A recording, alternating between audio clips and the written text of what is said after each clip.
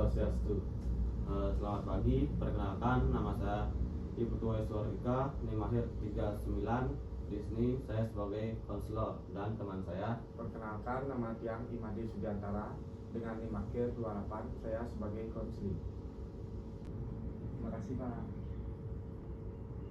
Ya, sama-sama. Apa tadi yang mau kamu bilang? Jadi Pak, setiap saya disuruh maju di depan sama dosen, saya selalu gemetar dan berkeringat Pak.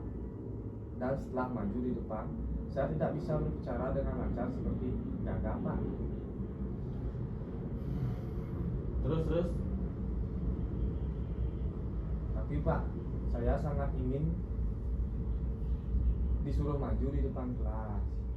Saya bisa bicara dengan lancar, tidak terbata-bata dan tidak nervous seperti teman-teman yang lain Pak. Terus misalnya di kelas tidak ada guru, apakah kamu masih nervous juga maju di depan kelas?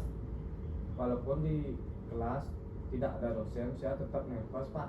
Tapi tidak senervous jika ada guru. Saya malu. Teman-teman saya mulai memperhatikan saya. Oh, kalau begitu berarti kamu itu tidak percaya diri untuk tampil bicara di depan banyak orang. Begitu ya Pak?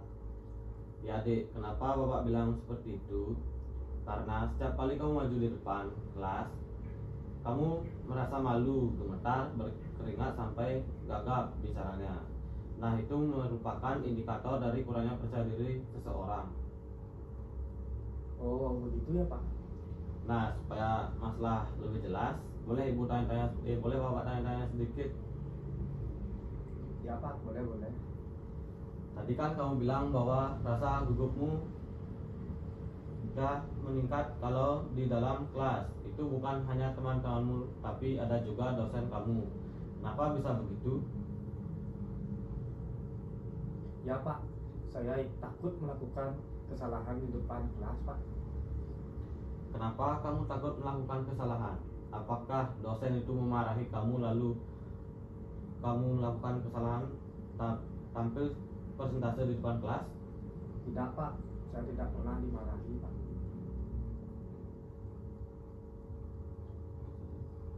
Hanya saja setiap saya tampil di depan kelas, saya merasa takut melakukan kesalahan di depan dosen Pak. Saya takut nilai saya jelek Pak. Jadi maksudnya di sini kamu berpikir kalau kamu melakukan kesalahan di depan kelas, kamu akan diberikan nilai yang jelek atau buruk oleh dosen.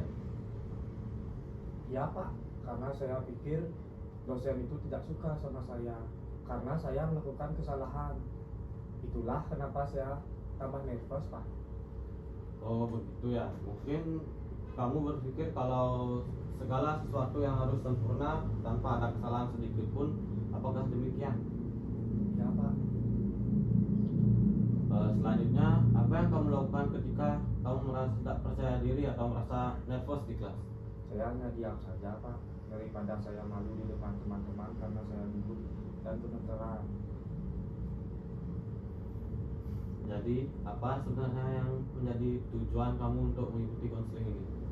Saya ingin sekali bisa bicara di depan orang banyak Pak. Dan kalau saya dipanggil maju di depan, saya tidak gemeteran dan tidak nervous, tidak berkeringat, jadi saya tidak gugup lagi saat berbicara. Tapi paling tidak Pak, saya bisa aktif dalam diskusi kelompok, misalnya bertanya atau menjawab Pak. Iya, jadi tujuan konseling kita adalah agar kamu bisa percaya diri untuk maju ke depan kelas, berbicara terhadap dosenmu dan teman-temanmu yang ditandai dengan kamu tidak gemetar lagi, berkeringat lagi, tidak nervous, dan sehingga kamu bisa bicara dengan baik tanpa terbata-bata jika tampil di depan kelas. Ya Pak, seperti itu Pak.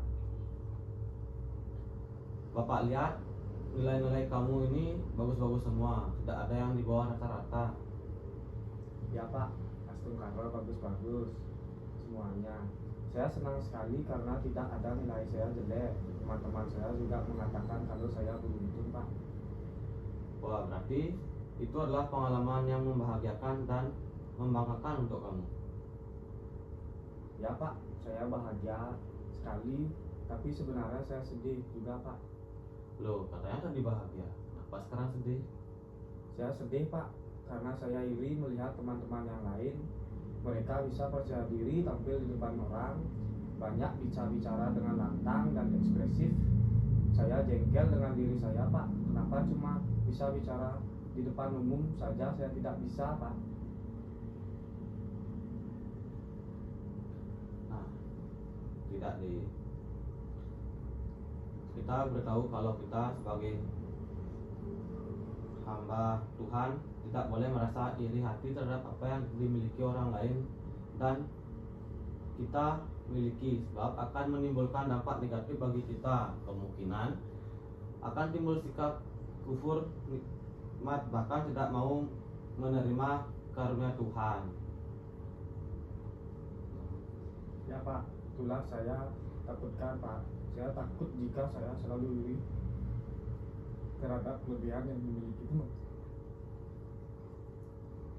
yang tidak saya miliki, membuat saya memiliki sikap dan tidak mau menerima semuanya.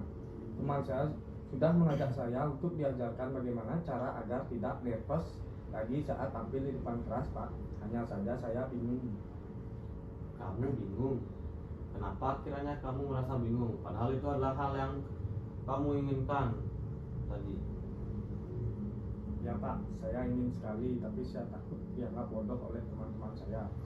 Karena hanya untuk tampil di depan kelas saja saya tidak mampu Pak, atau tidak sanggup. Jadi maksud kamu takut diremehkan oleh teman-teman kamu karena untuk tampil di depan kelas harus berlatih dulu dengan mereka. Ya Pak.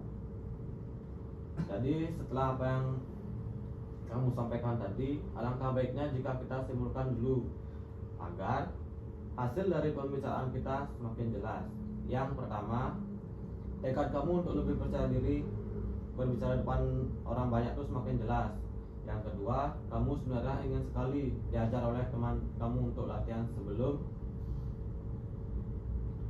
tampil di depan kelas. Hanya saja kamu merasa takut kemudian diremehkan oleh teman-temanmu. Ya Pak, tapi saya sebenarnya Sebenarnya kenapa? Sebenarnya saya ingin sekali diajarkan oleh teman saya itu Pak.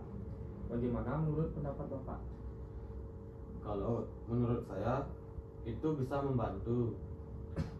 Bapak akan jadi pendukung. Jangan ragu, lakukan saja. Tapi ingat, kalau kamu memutuskan menerima bantuan teman, kamu berarti harus siap menerima ocehan teman-teman kamu itu.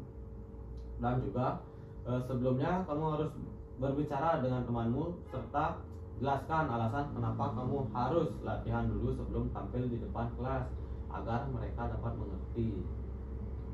Tapi bagaimana menurut Bapak kalau saya tidak menerima bantuan teman saya itu? Kalau menurut Bapak, jika kamu menerima bantuan dari teman kamu itu akan memudahkanmu beradaptasi, karena yang akan mendengarkan kamu saat kamu tampil di depan kelas adalah salah satunya adalah mereka. Tapi saat sebelum kamu menerima bantuan dari mereka, kamu itu perlu menjelaskan bahwa kamu berlatih agar kamu percaya diri, kamu bisa meningkat saat tampil di depan kelas tanpa terbata-bata lagi. Pasti teman-teman kamu bisa mengerti karena setiap manusia itu memiliki kelebihan dan kekurangan masing-masing. Oh iya Pak, saya mengerti. Wah, ternyata waktu kita udah hampir habis. Ya Pak. Jadi selama 2 jam ini bagaimana perasaanmu? Apa yang kamu rasakan sekarang? Ya Pak, astagfirullah. Sekarang saya merasa lega Pak. Karena semua keluhan yang ada di dalam hati saya selama ini akhirnya bisa saya ceritakan semuanya Pak. Astagfirullah kalau begitu. Lalu apa yang kamu pikirkan selama pertemuan ini? Saya pikirkan bahwa keputusan saya untuk menerima tawaran latihan bersama teman saya sebelum tampil di depan kelas dan tidak mempedulikan ocehan teman-teman yang menganggap saya bodoh itu sudah benar Pak. Karena dengan berlatih akan bisa membantu saya untuk meningkatkan kepercayaan diri agar saya bisa seperti teman-teman yang lain. Bagus di, tapi apa kira-kira rencana kamu sementara sebagai pegangan untuk tindakan selanjutnya? Ya Pak, jadi Astungkaro yang pertama yang saya lakukan adalah saya menerima tawaran dari teman saya yang beraktif juga belajar bersama mereka. Kedua, saya tidak boleh iri terhadap apa yang tidak saya miliki yang dimiliki orang lain. Dan ketiga, sebelumnya saya tampil di depan kelas, saya akan berpenampilan rapi sehingga saya akan merasa lebih percaya diri juga. Saya harus berdoa dulu sebelum tampil. Saya rasa itu yang akan saya lakukan, Pak. Kita sudah bicara banyak, apa yang bisa kamu simpulkan dari pertemuan ini? Jadi, yang saya harus menentukan pilihan saya, Pak. Saya tidak boleh salah pilih karena semua ini untuk masa depan saya dan juga kecemasan dan ketakutan yang saya alami mulai menurun. Dan juga saya tahu langkah-langkah apa yang harus saya lakukan untuk mengatasi rasa tidak percaya diri saya, Pak. Rupanya kamu sudah paham dengan apa yang ingin kamu lakukan. Kamu pasti bisa. Itu pilihan bagus sekali. Ayo terus lakukan jika menurutmu itu membuatmu jauh lebih baik. Dan jangan menyerah. Jika pada saat kamu melakukan itu, kamu menemui halangan atau tantangan yang menghadang, karena tidak ada orang yang sukses tanpa tantangan. Ya Pak, terima kasih.